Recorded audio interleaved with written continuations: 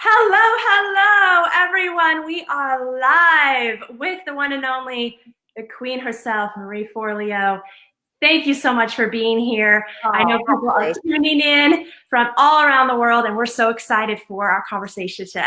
Yeah, Ashley, I'm thrilled to be with you, and I'm thrilled to be with everyone here. It's fantastic. All right, so I want to honor your time and dive right in. Great. You are someone who has true prowess and mastery in business, whether that's the award-winning Marie TV show, your global multi-million-dollar company founded in B School, and you do social good initiatives with Charity Water, Pencils of Promise. The accolades are a mile long, so I want to take it back to the beginning. Yes. How did you position yourself as a power player with a standout premier brand that attracted the likes of Oprah, Tony Robbins, and Richard Branson? Yes. Okay, so let's just go right to it. For the first 7 years of my business, I didn't position myself because I didn't even know what that meant. So it was just me figuring it out bit by bit, piece by piece. And I was doing the best I could. So Ashley, we're going back in time. This was the year 2000, 2001, which is practically ancient in terms of the internet age. I remember my first website, I actually bartered with someone. He worked for my dad, and I cut a deal.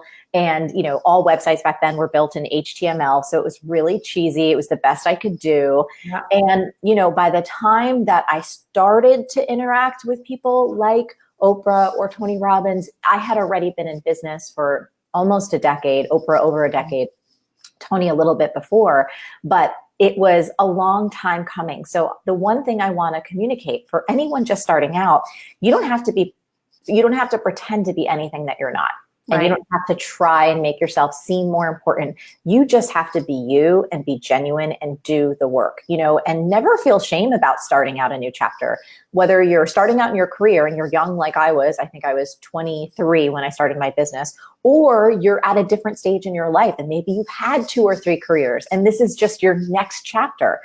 Never feel ashamed about being at the stage that you're at now. And I think especially more than ever, we can sense bullshit, right? So we have bullshit detectors where if someone is trying to put on airs or someone's trying to be something that they're not, I think all of us sense it, even if we are unable to articulate it. Yeah. And I think the thing that's worked for me, when you talk about these folks that we all know and love, I think something in them could feel that I was just being me. I wasn't trying to be bigger than I was or smaller than I was. I was just being honest about who I was. And I also had built up a body of work. So I don't know if that's helpful at all. But I think in this day and age when so many of us feel pressured to have everything perfect, have everything feel really shiny, and to always be on, it's a lot of bullshit, and it can create some really destructive internal patterns mentally and emotionally for us. And I think what's a way better approach is to just be real, to be honest, to do great work, and to keep going. What you're saying is such a breath of fresh air, and I know a lot of people are tuning in right now. So everyone give Marie some love, some hearts and likes, and say hello. Let us know where you're tuning in from. It's such a breath of fresh air. We hear the word authenticity. I think it's a little overdone, but for those of you, just getting started, and even for me in my business, one quote that you said resonated with me, and I use it to this day, which is start before you feel ready. Yes. So start before you're ready is probably one of the best life mantras that any of us can adopt. And we can apply that in our businesses and our careers. We can apply that in our relationships. We can apply that to any creative project, really in any realm. And what that means is that if you listen to the voice in your head that says you need another degree, you need all of this expertise before you can possibly get out there and either start serving people or start creating or start taking those first steps, you're going to wait for the rest of your life. And starting before you're ready just means that you get in action, that you start to prioritize the learning and experience that comes from doing things rather than from theory, from concept, or from sitting on your couch just thinking about it or imagining about it. And so one other thing I want to share too, especially for folks who are just starting out, in any given moment, you can either have your attention on yourself and how unqualified you are, or how, I don't know if I'm allowed to do this, who do I think I am? People are going to think I'm a fraud, all of those things. Or you can actually be taking care of serving others, right? Yes. So you can be Yes. delivering a product or a service. You can be listening. You can be empathizing. You can be directing someone.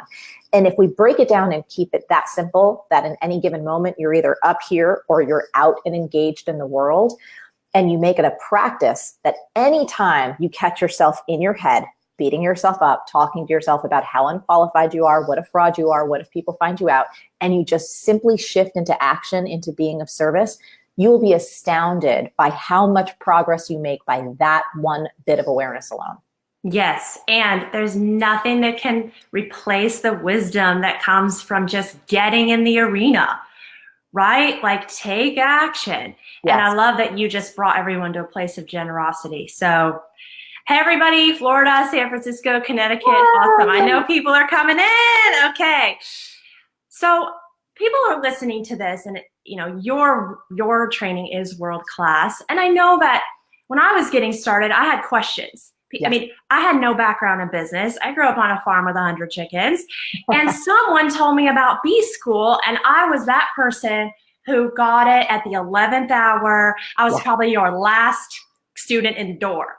Yes. And people may be listening to this thinking, okay, this sounds really good, but because there's so much noise in the world today, how do I know if what I'm going to have to offer is really that different? So I want to ask you, how do you recommend that others position themselves as a premier brand that brings in the cold, hard cash, even when there's so much noise in the world today?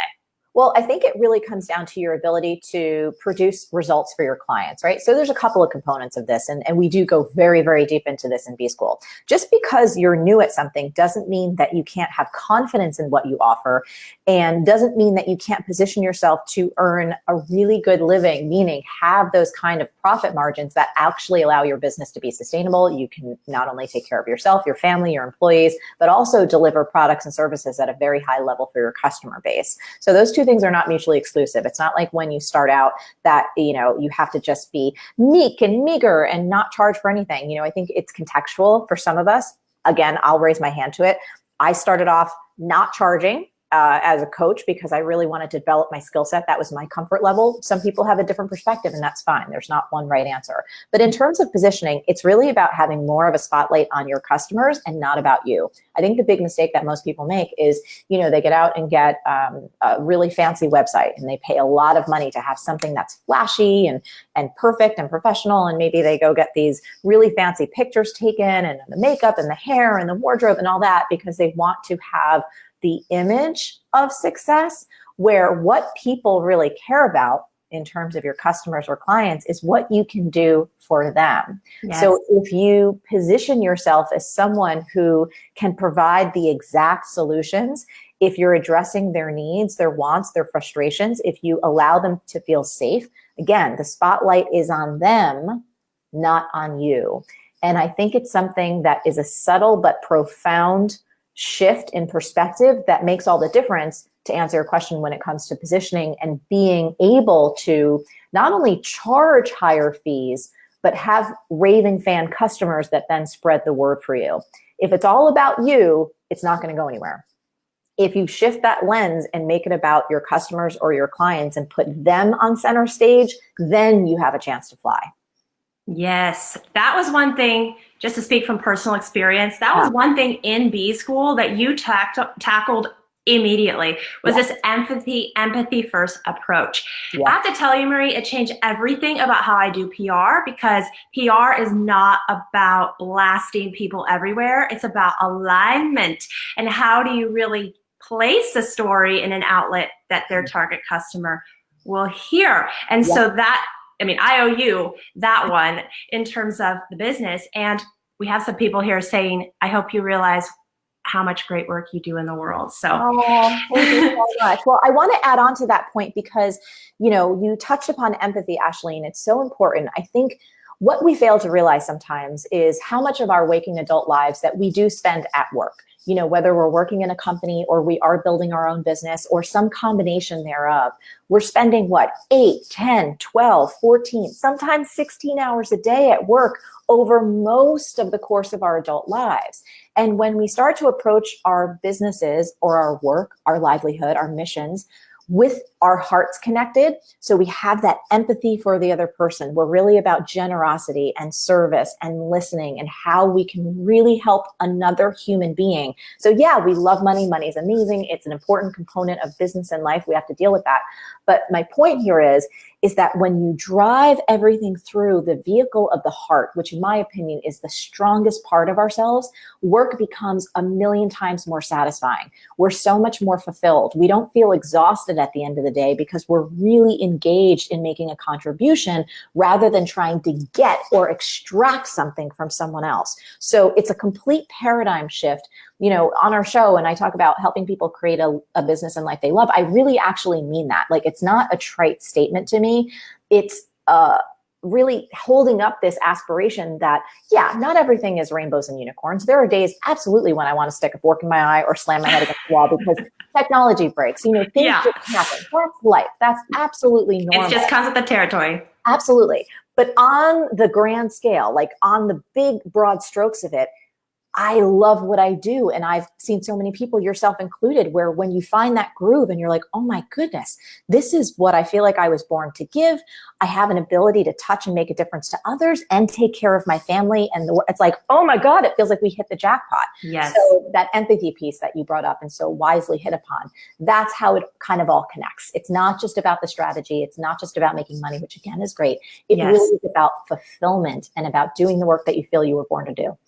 Well, and this is what is so important that I want to highlight in what you're saying is that not only do you deliver invaluable content, but you've also packaged it in a context that people need to understand, because the vehicle needs to be, you know, locked in place for people to understand. Tactics come and go. Tactics are temporary, but these principles are timeless principles that have allowed you to scale and will allow everyone else to scale in their zone of genius. Yes. And what I love about what we focus on in B School, and I designed it intentionally this way, is because I had seen the technology landscape change so much. So when I created B School, I was already in business for a decade, right? So that was a lot of experience under my belt. And I had watched so much change so fast. And I was like, oh, this is going to keep going.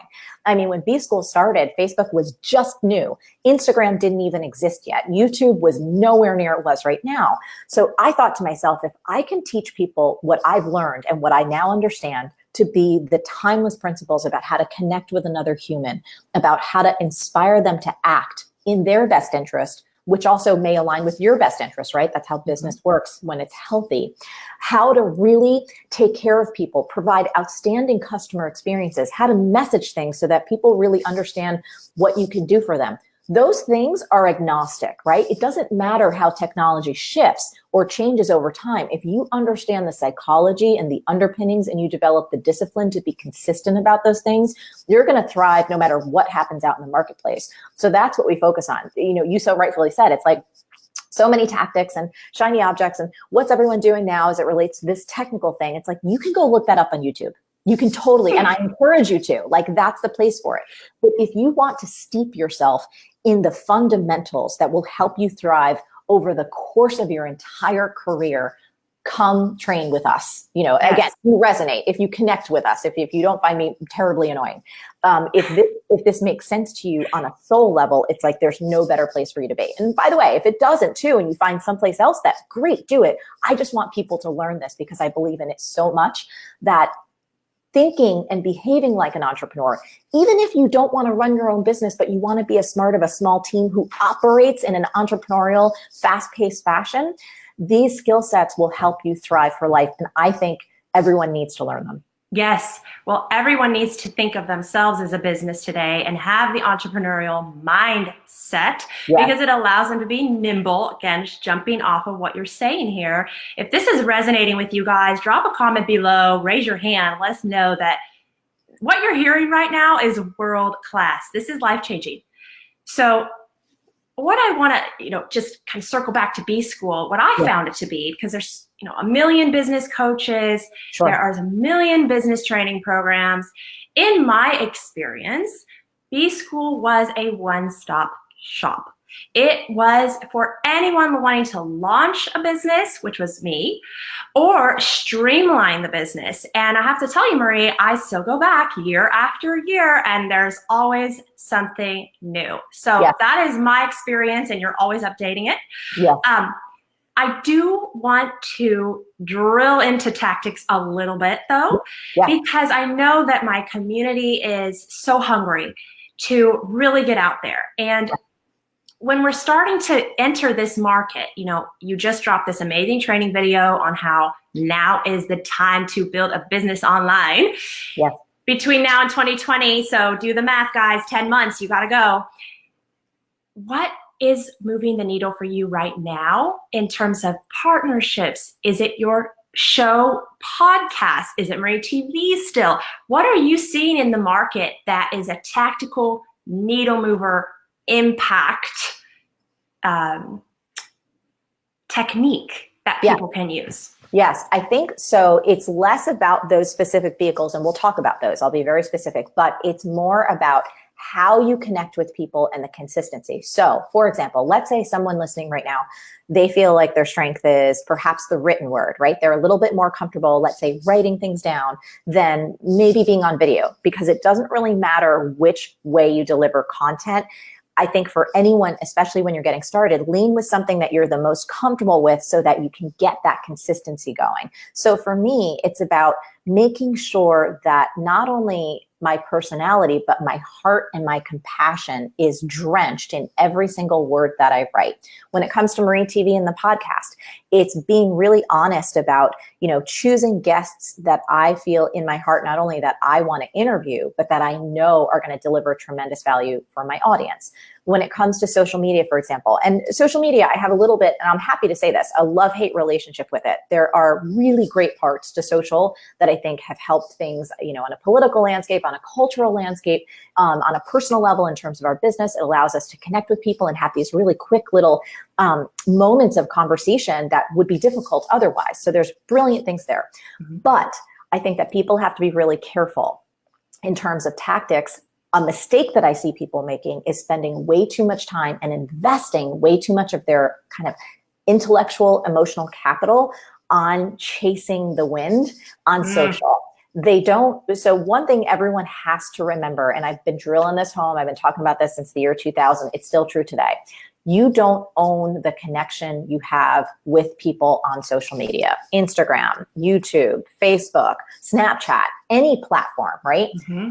That platform owns the connection. And as we've seen back in 2009 and 2014, Facebook pulled off the biggest bait and switch in history. So they had everyone build these free fan pages. People and companies invested millions of dollars to build these things up with fans. And they said, oh, you can talk with everybody for free, everyone who's interested in wanting to talk with you, right? And then what they did, they pulled the rug out from everyone and said, now you have to pay for the privilege. People saw their organic reach plummet from like 100% down to like 2%. Mm-hmm. Not cool. Same thing's happening on Instagram, where there's thousands perhaps of people that have raised their hand to say, oh, I really want to hear from you, Ashley. I'm really interested in her content. I want to see her updates. I want to get to know her more. And you can only reach a tiny single-digit fraction of those people organically. So what does that tell us? These platforms are not designed to make us thrive. They don't have our best interest at heart. And then when you look at it from just the mental, emotional aspect, they're really training us to compare ourselves to others. And studies show that most of us walk away from social media, most of us not feeling so good, right? Mm-hmm. Not having a higher well-being, a lower well-being. So you put all of these components together and you really have to be judicious about how you use those tools. So when you came back, to your original question is what tactics are working for you now? For me, it's having that genuine connection, writing from the heart, whether it's on our podcast, on Marie TV, not just putting out content for content's sake, because I feel a lot of people feel this pressure to just fill up their feeds, right? Yeah. And so there's just a lot of shit, quite frankly. Yeah, we're going to talk about that. Yeah, it's just like filler. And there's so much noise. And everybody's going for they're going for quantity, not quality. So a hard-nosed tactic for me is actually do the opposite. Go for quality, not quantity. So rather than throwing up like 7, 10, 15 posts on Instagram a week and feeling like, oh, I don't know what to say. It's like, why don't you do maybe 2 really thoughtful posts if you're going to do it? Putting out emails, the same thing. It's like, don't hammer people, just reach out to them when you really have something to share and take your time with it. So I don't want to go on. I want to let you kind of respond to that. But those are some of my ideas about what's working now. It's about quality over quantity. And it's about really being intentional about where you're spending your time. Yes. And that helps you bypass Comparschlager. Yes. It's the Hamburglar of Happiness. Yes. In terms of generating high quality content.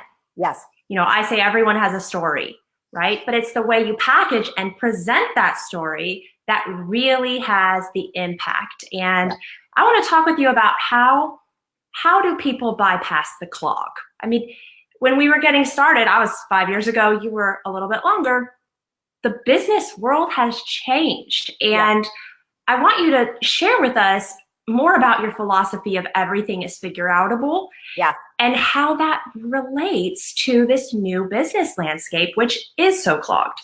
Yes. Okay. So I'm going to take that in a few pieces. Okay. So one of the things that can be overwhelming for all of us when we're entering a new market or we're trying to just get our business to that next level is we try and talk to everyone. So there's a saying that we talk about it in B School. I talk about it elsewhere as well. If you're talking to everybody, you're talking to nobody. What does that mean? It means that we make our messages so broad and so vanilla that no one cares. Yeah. We're so afraid that someone's not going to like us, that they're going to judge us, where they're going to think we're too cutesy, we're too harsh, I'm too New Jersey, I'm too this, I'm too that we kind of round off the edges of who we are to the point that it's dismissible. Whatever is forgettable. We have to push against that. So if you're talking to everybody, you're talking to nobody, what's the antidote? It's about understanding who your ideal customer is to such a specific level that you're able to talk to her or him with such precise language that she feels like, oh my goodness, are you in my head? Like, are you listening to my phone calls? Are you reading my journal at night? This is exactly how I feel. You're speaking my language. How can I work with you? And that takes a level of practice and intention to be able to communicate that specifically. It also takes a level of courage. That's how you stand out in a crowded marketplace, is you stop trying to be vanilla. You stop trying to please everyone. You understand that no business or service intrinsically is for everyone. There's always going to be people. There's people right now, and I hate saying it this way, but it sometimes wakes folks up. There's people right now who don't like you. It's not because you're a bad person. It's not because they're a bad person. You just have different tastes. If you think about it in the context of food, like not everyone loves Italian food. Some people don't like it. They think it's too heavy. I think they're crazy. I love Italian food, but that doesn't mean they're bad people. It's just different tastes. So to stand out in a crowded marketplace, you have to be willing to say, this is who I'm for and this is who I'm not for. And if you're in this group that I'm not for, this isn't for you. Please go to someone else. You can do that with kindness and compassion, but you have to be willing to take that stand. I think in terms of everything is figureoutable, that's kind of like the force that fuels my life. It's the underpinning of everything that I've created, and it's what allows us internally on my team to meet every new challenge with a sense of hope and optimism and confidence that we can actually figure it out. So how does this relate to standing out in a crowded marketplace? You know, if you're looking around going like, oh my goodness, it's all been said and done, everyone's already handled it, like there's no room for me. That is not the truth, right? That's just the little shit talker in your head that's trying to keep you small. Today we have an episode with Stephen Pressfield, my favorite author, who talks about resistance. That's just resistance talking. But everything is figureoutable. There's absolutely room for you. I think what it connects to even more, Ashley, is the notion that the world needs that special gift that only you have. And I'll tell a really quick story because I think it illustrates this point. You know, when I first met Josh, I was just eating terribly. It was like a hangover from my youth where it was like Chef Boyardee, tons of pizza, things in boxes, you know, fast food, whatever. And he was always trying to get me to drink green juices and, you know, have supplements and all this stuff. And just based on my upbringing, I was like, whatever, I ain't got time for that. Like, give me the mac and cheese. And so he just was saying, he just kind of was like, okay, whatever, she's going to do what she wants to do. Cut forward like 5 years. And my best friend in the world and I met Chris Carr, and she's like a wellness guru. And so she got me turned on to green juice and supplements and all these things. And one day I came home and I told Josh, guess we got to get this juicer and we should be taking all these supplements. Like, why haven't we been doing this for years? And understandably, he had like a little moment. Like, I've been telling you this. And so the point is this: sometimes, no matter how much a message has been shared in the world already, there's people out there that need to hear it from you, from your perspective, with your unique stories, with your unique take, with all of the things that make you you.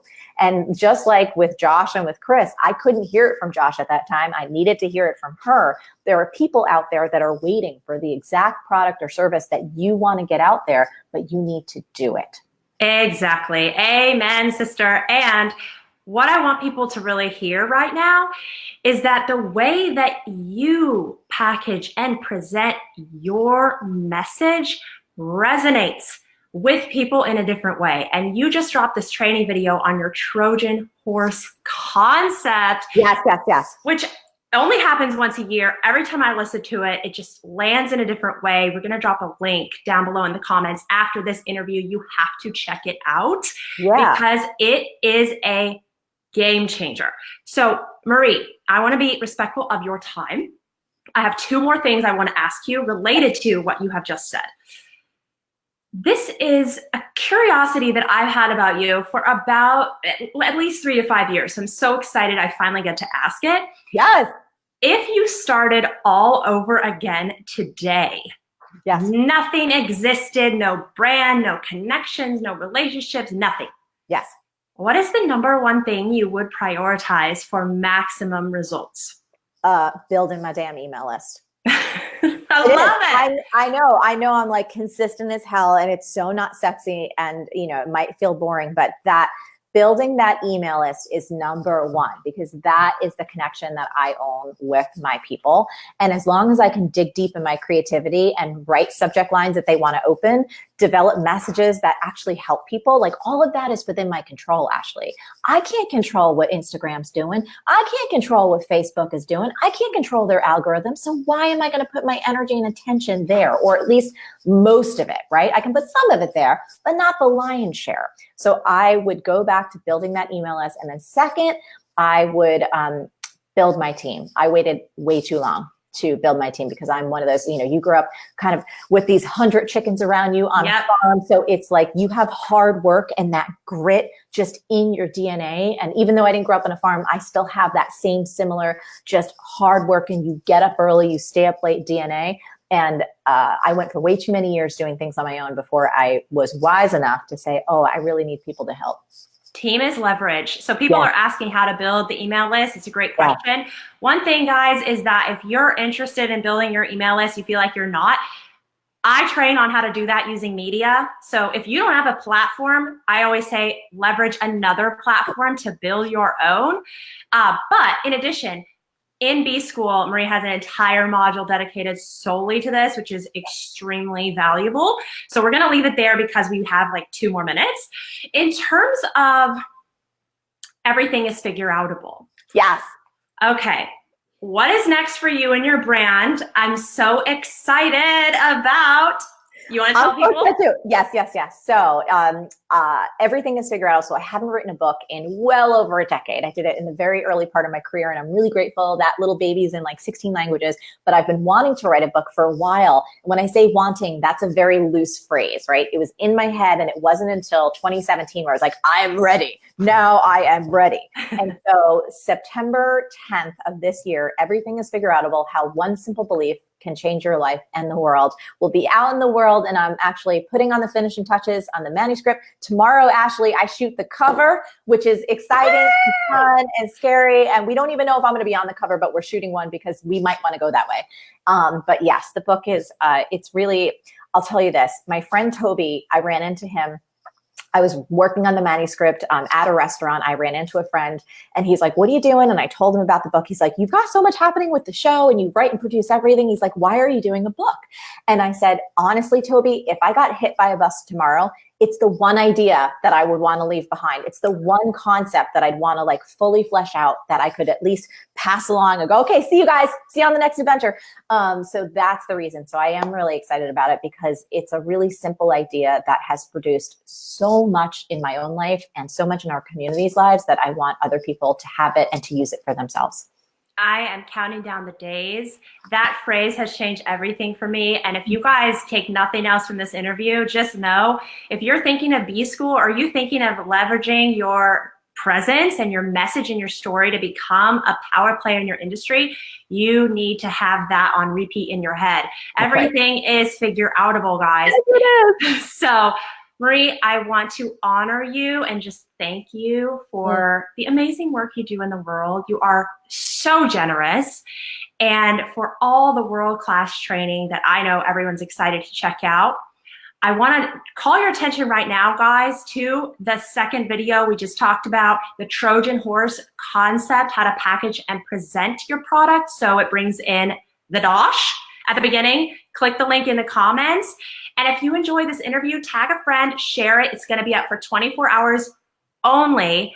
Marie, thank you so much for who you are. Thank you, Ashley, and thanks for everyone tuning in. We really appreciate your time, and I hope to see you guys around the interweb. Thank you. Yes. Bye now.